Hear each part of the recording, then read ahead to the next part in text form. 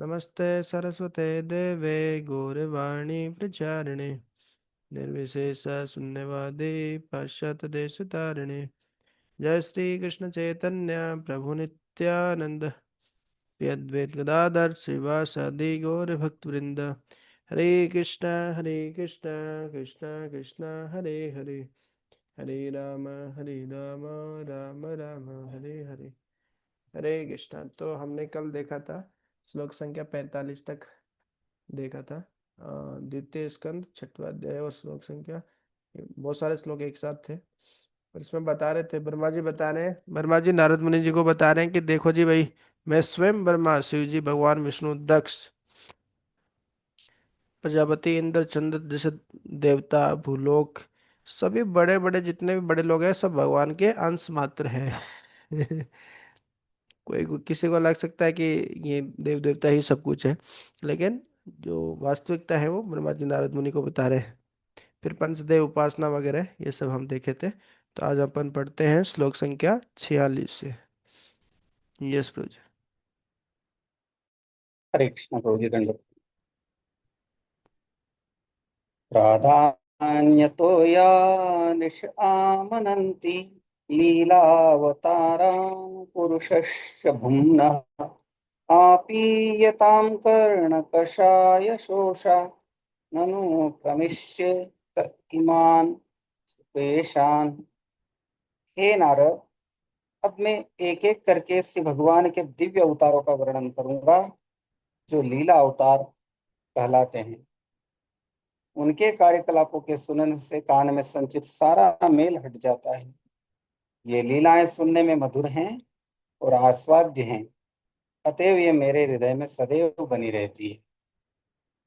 तात्पर्य, जैसा कि श्रीमद्भागवतम 1.5.8 के प्रारंभ में कहा गया था कि मनुष्य श्रवण करके तब तक पूर्ण संतुष्ट नहीं हो पाता जब तक उसे श्री भगवान के दिव्य कार्यकलापों के विषय में श्रवण करने का अवसर प्राप्त न हो। अतएव इस श्लोक में ब्रह्मा भी श्री भगवान की दिव्य लीलाओं के बताने की महत्ता पर बल देना चाहते हैं कि किस प्रकार श्री भगवान इस भौतिक लोक पर आते हैं और स्वयं को प्रकट करते हैं। प्रत्येक जीव में सुहावने समाचार सुनने की प्रवृत्ति होती है। अतएव हम में से प्रत्येक व्यक्ति को रेडियो स्टेशनों द्वारा प्रसारित समाचार तथा वार्ताएं सुननी अच्छी लगती है, लेकिन कठिनाई यह है कि इन सारे समाचारों को सुनकर कोई भी व्यक्ति हृदय में तुष्टि का अनुभव नहीं करता। इस असंतुष्टि का कारण यह है कि हमारे अंतर्तन के साथ इन संवादों का कोई मेल नहीं हो पाता। इस दिव्य ग्रंथ का सृजनशील व्यासदेव ने श्री भगवान के कार्यकलापों को सुनाकर सामान्य लोगों को अधिकाधिक संतुष्टि प्रदान करने के उद्देश्य से किया, क्योंकि श्री नारद मुनि ने उन्हें इसके लिए आदेश दिया था। श्री भगवान के ऐसे कार्यकलाप मुख्यतः दो प्रकार के हैं। पहला भौतिक सृजनात्मक शक्ति की सांसारिक अभिव्यक्ति से संबंधित है और दूसरा देश काल के अनुसार विभिन्न अवतारी रूपों में उनकी लीलाओं से संबंधित है। श्री भगवान के असंख्य अवतार हैं। जिस तरह नदी में निरंतर तरंगे आती जाती रहती है, अल्पज्ञानी व्यक्ति भौतिक जगत में श्री भगवान की सृजनात्मक शक्तियों में अधिक रुचि लेते हैं और श्री भगवान से संबंध विच्छेद रहने के कारण वे वैज्ञानिक शोध के नाम पर सृष्टि संबंधी अनेक सिद्धांत प्रस्तुत करते हैं। किंतु श्री भगवान के भक्त यह अच्छी तरह जानते हैं कि किस प्रकार श्री भगवान की भौतिक शक्तियों के घात प्रतिघात से सृजनात्मक शक्तियां कार्य करती है। अतएव जब श्री भगवान इस भौतिक जगत पर स्वयं अवतरित होते हैं, तब वे दिव्य कार्यकलापों में अधिक रुचि लेते हैं। श्रीमद् भागवतम श्रीमद् भागवतम श्री भगवान के ऐसे कार्यकलापों का इतिहास है।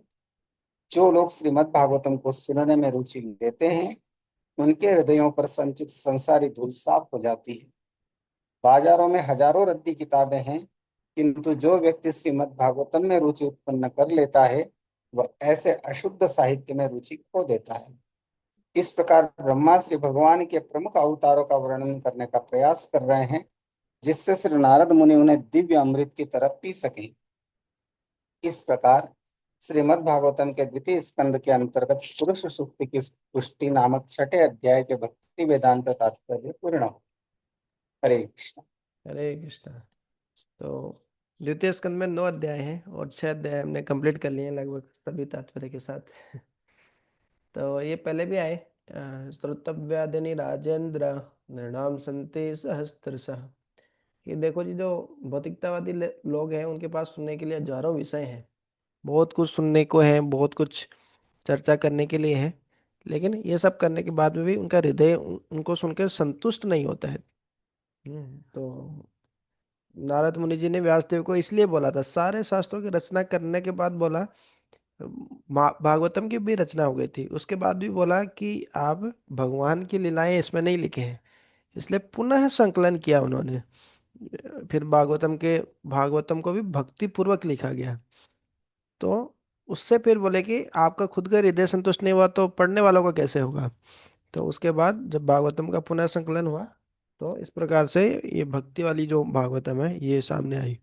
और भगवान की भक्ति को व्यासदेव ने एकदम ओपनली, खुले रूप से इस भागवतम में बताया। और जब किसी को ये वास्तव में इसमें सुनने में रुचि उत्पन्न हो जाती है, तो अपने आप ही जो न्यूज़पेपर है बाहर का, हम यूट्यूब पे सुनते हैं ये न्यूज़ वो न्यूज़, उसमें रुचि अपने आप ही चली जाती है। हाँ ठीक है, थोड़ा बहुत देख सकते हैं जानकारी के लिए, लेकिन ऐसे नहीं कि घंटों घंटों वही देख रहे हैं। तो ये है भागवतम की महिमा। तो अभी 7वां अध्याय अपन शुरू करते हैं प्रभु जी। अध्याय 7, विशिष्ट कार्यों के लिए निर्दिष्ट अवतार। हम्म। अध्याय 7 विशिष्ट कार्यों के लिए निर्धारित अवतार। ब्रह्मोवाच यत्रोद्यतचितिलोद्धरणाय विभ्रत् प्रौढिं तनुं सकल यज्ञ मयि मनन्तः अंतर्महारणौ उपागतामिदेत्यं तं दृष्टयाद्रिमिव वज्रधरो ददार। ब्रह्मा ने कहा, जब अनंत शक्तिशाली श्री भगवान ने लीला के रूप में ब्रह्मांड के गर्भोदक नामक महासागर में डूबी हुई पृथ्वी को ऊपर उठाने के लिए वराह का रूप धारण किया, तो सबसे पहला असुर हिरण्याक्ष वहां आया। श्री भगवान ने उसे अपने अगले दांतों से विदीर्ण कर दिया। तात्पर्य, सृष्टि के प्रारंभ से ही प्रमुख रूप से असुर तथा देवता अर्थात वैष्णव जीवों की ये दो श्रेणियां रहती हैं जो ब्रह्मांडों के ग्रहों पर शासन चलाते हैं। इस ब्रह्मांड के प्रथम देवता ब्रह्मा है और हिरण्याक्ष इसका प्रथम असुर है। कुछ निश्चित परिस्थितियों के अंतर्गत ही सभी ग्रह वायु में भारहीन गेंद के समान तैरते हैं, और जो ही ये परिस्थितियां विचलित होती है, ये ग्रह आधे ब्रह्मांड में व्याप्त गर्भोदक सागर में गिर सकते हैं। दूसरे आधे गोलार्ध में, जो गोल गुंबद के रूप में है, असंख्य ग्रह मंडलों की प्रणाली स्थित है। भारहीन वायु में लोकों का तैरना गोलकों की भीतरी संरचना के कारण संभव होता है। आजकल तेल प्राप्त करने के लिए जिस प्रकार पृथ्वी के गर्भ का वेधन किया जाता है, वह आधुनिक असुरों द्वारा किया जाने वाला एक प्रकार का आर्थिक शोषण है, जिससे पृथ्वी की तैरने की स्थिति में अत्यंत हानिकारक प्रतिक्रिया उत्पन्न हो सकती है। ऐसा ही उत्पाद पहले हिरण्याक्ष, जो बड़ा स्वर्णदस्यु था, तथा उसके साथ के अन्य असुरों के समय उत्पन्न हुआ था, जिससे पृथ्वी भारहीनता की स्थिति से निकल गई थी और गर्भोदक सागर में गिर गई थी। फलतः समग्र भौतिक सृष्टि के पालनहार के रूप में श्री भगवान ने उपयुक्त थूथनी वाले विशाल सुकर का रूप धारण करके पृथ्वी को गर्भोदक सागर से बाहर निकाला।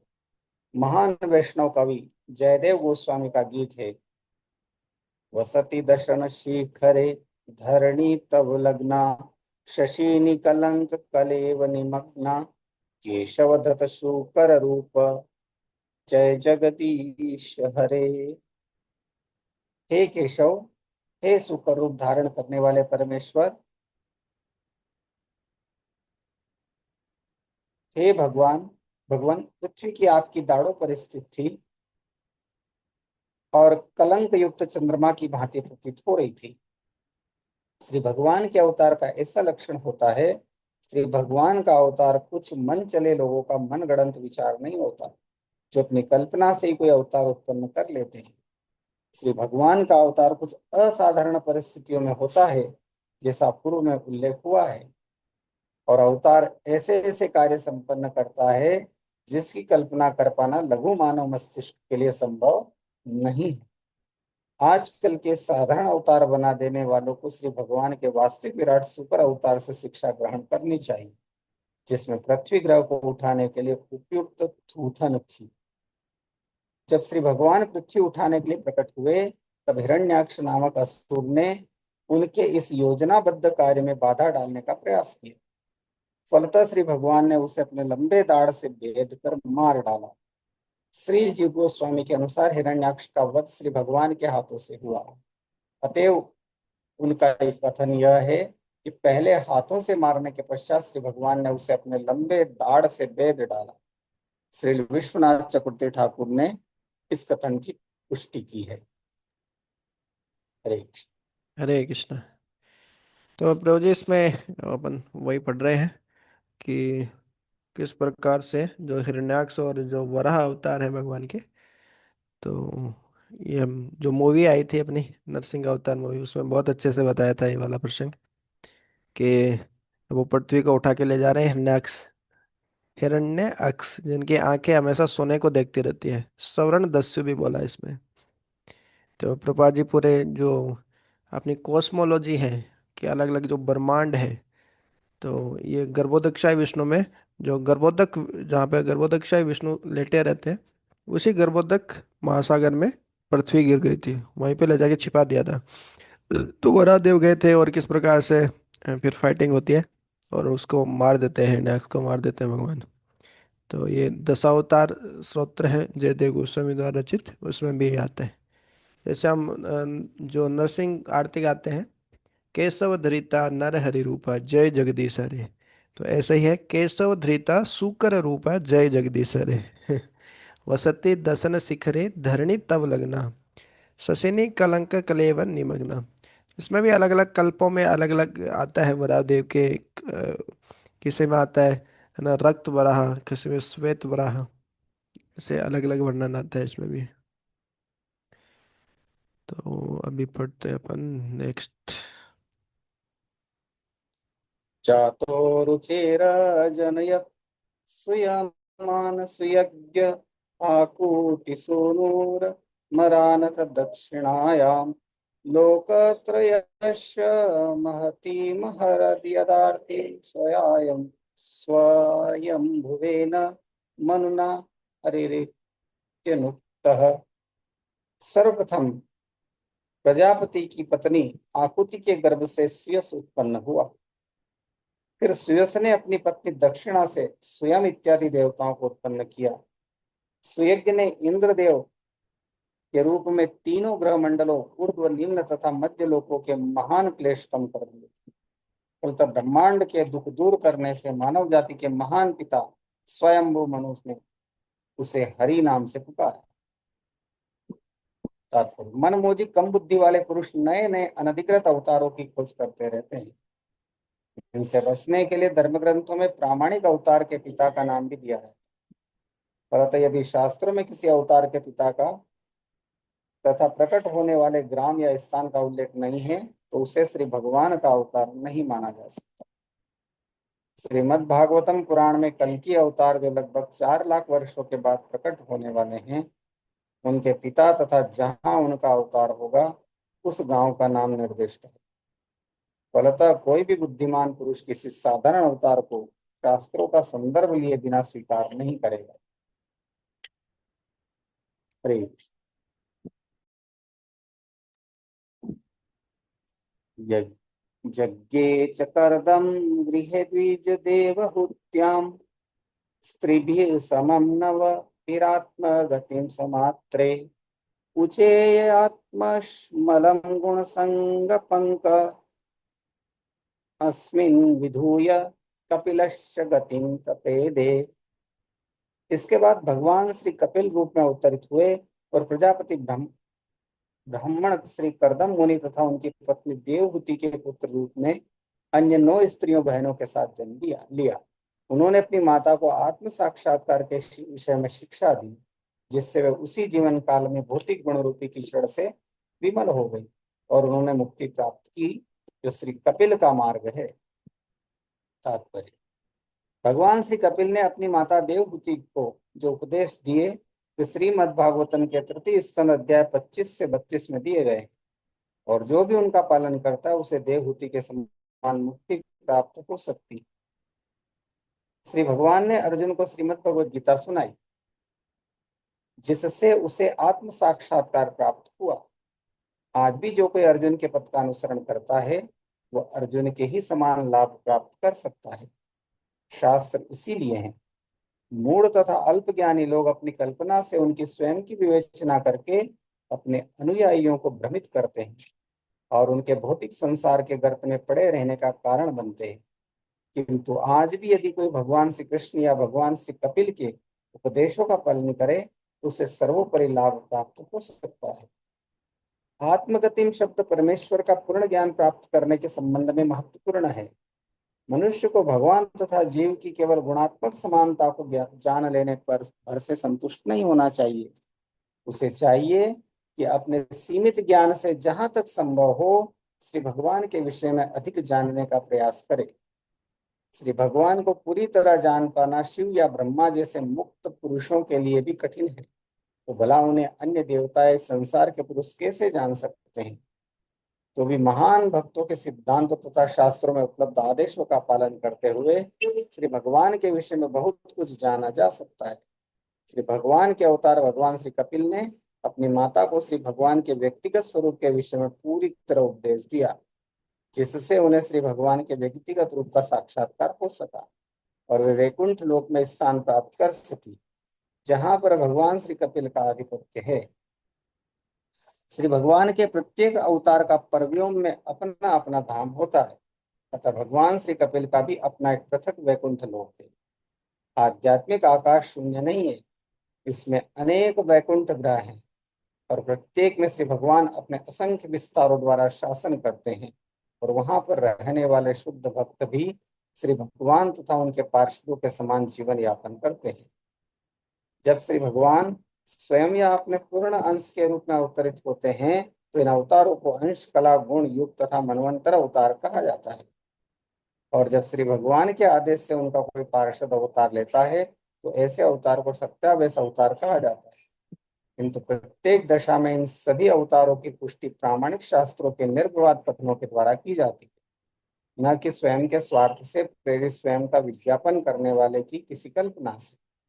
उपर्युक्त तो दोनों प्रकार के सभी अवतार पूर्ण पुरुषोत्तम भगवान को ही परम सत्य घोषित करते हैं।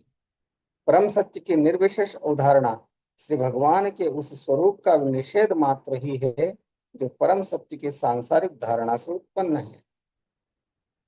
जीवात्मा अपने वैधानिक स्थिति से ही आध्यात्मिक रूप से श्री भगवान के जैसे गुण वाले होते हैं, और दोनों के बीच जो अंतर है वो इतना ही है कि श्री भगवान भौतिक प्रकृति के गुणों से दूषित हुए बिना सदैव सर्वोपरि हम विशुद्ध रहते हैं, जबकि जीवात्मा सत्व रजोत्तम के भौतिक गुणों के संग के कारण कलुषित होने के पात्र होते हैं।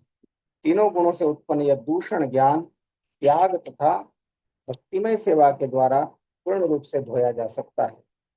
जीवन का अंतिम लक्ष्य तो भगवत भक्ति है, अतः जो सीधे ही श्री भगवान की भक्ति में सेवा में लीन है वे आत्मज्ञान तो प्राप्त करते ही हैं, साथ ही साथ सांसारिकता से विरक्ति भी प्राप्त कर लेते हैं और इस तरह पूर्ण रूप से मुक्त होकर श्री भगवान के धाम जाते हैं, जैसा कि श्रीमद् भगवद गीता 14:26 में कहा गया है।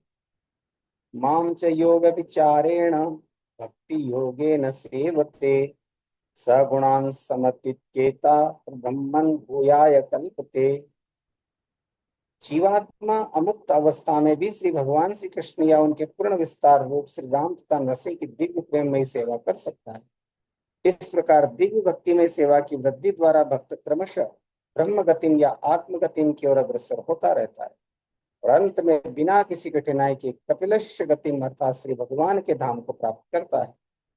भगवत भक्ति की निर्जर्मीकरण की शक्ति इतनी अधिक होती है वो भक्त के वर्तमान जीवन के भौतिक संदूषण को भी निष्प्रभावित कर सकती है।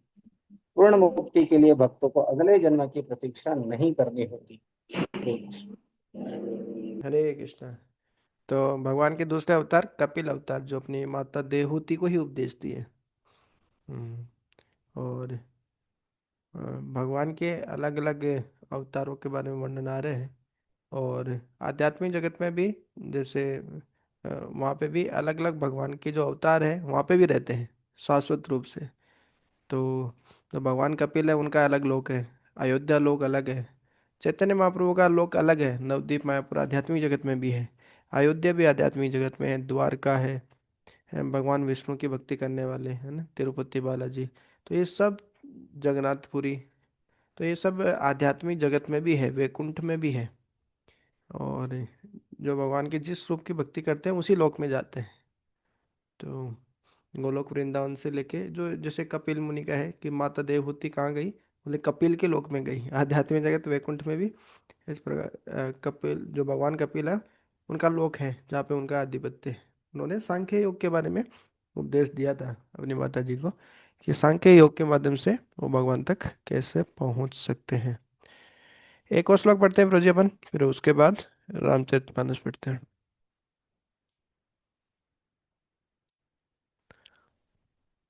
तत्रेरपत्यमभिकाङ्क्षत आह तुष्टो दत्तो मयाह मिति यत् भगवान् स दत्तः यत्पादपङ्कजपरागपवित्रदेहा योगर्धिमा पुरभयं यदुहै हयाद्याः। महर्षि अत्रि ने श्री भगवान से संतान के लिए प्रार्थना की और उन्होंने प्रसन्न होकर स्वयं ही अत्रि के पुत्र दत्तात्रेय दत्त अत्रि का पुत्र के रूप में अवतरित होने का वचन दिया। और श्री भगवान के चरण कमलों की कृपा से अनेक यदु है इत्यादि अत्यंत पवित्र हुए और उन्होंने भौतिक तथा आध्यात्मिक दोनों ही वर प्राप्त किए। तात्पर्य, श्री भगवान तथा जीवात्माओं के मध्य 5 प्रकार से सनातन आध्यात्मिक संबंध स्थापित होते हैं: शांत, दास्य, सख्य, वात्सल्य तथा माधुर्य। अत्रि मुनि श्री भगवान के वात्सल्य भाव से जुड़े थे, अतः वे अपनी भक्ति की पूर्णता के फलस्वरूप श्री भगवान को पुत्र के रूप में चाह रहे थे। श्री भगवान ने उनकी प्रार्थना स्वीकार की और उनके पुत्र के रूप में स्वयं जन्म लिया। श्री भगवान तथा शुद्ध भक्त के बीच इस प्रकार के पुत्रत्व वात्सल्य भाव के संबंध से के अनेक उदाहरण दिए जा सकते हैं। क्योंकि श्री भगवान असीम है, अतः उनके पितृ भक्तों की संख्या अनंत है। वास्तव में श्री भगवान समस्त जीवात्माओं के पिता है, किंतु भक्तों के आध्यात्मिक प्रेमवश वे पिता बनने की अपेक्षा किसी भक्त का पुत्र बनना अधिक पसंद करते हैं। वस्तुतः पिता पुत्र की सेवा करता है, जबकि पुत्र पिता से सभी प्रकार की सेवाओं की मांग करता है। अतः जो शुद्ध भक्त श्री भगवान की सेवा करना चाहता है, वह उन्हें पुत्र के रूप में चाहता है, पिता के रूप में नहीं। श्री भगवान भी भक्त की ऐसी सेवा को स्वीकार करते हैं और इस प्रकार भक्त श्री भगवान से बढ़कर हो जाता है। निर्विशेषवादी श्री भगवान से एकाकार होना चाहता है, किंतु भक्त तो श्री भगवान से बढ़कर होता है और बड़े से बड़े एकेश्वरवादी से आगे होता है। इस निकट के संबंध के कारण श्री भगवान के माता पिता तथा अन्य संबंधी योग की सभी सिद्धियों को स्वतः प्राप्त कर लेते हैं। ऐसी सिद्धियों में सभी प्रकार का भौतिक सुख, मुक्ति तथा योग सिद्धियां सम्मिलित रहती है।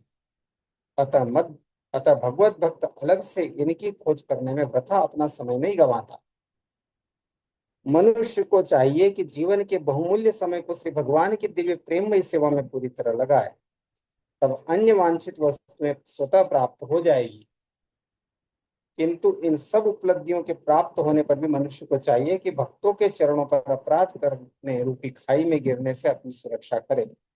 इसका प्रत्यक्ष प्रमाण है ही है, जिसने भक्ति द्वारा ऐसी सारी सिद्धियां प्राप्त कर ली थी, किंतु भक्त के चरणों पर अपराध करने के कारण परशुराम ने उसका वध कर दिया।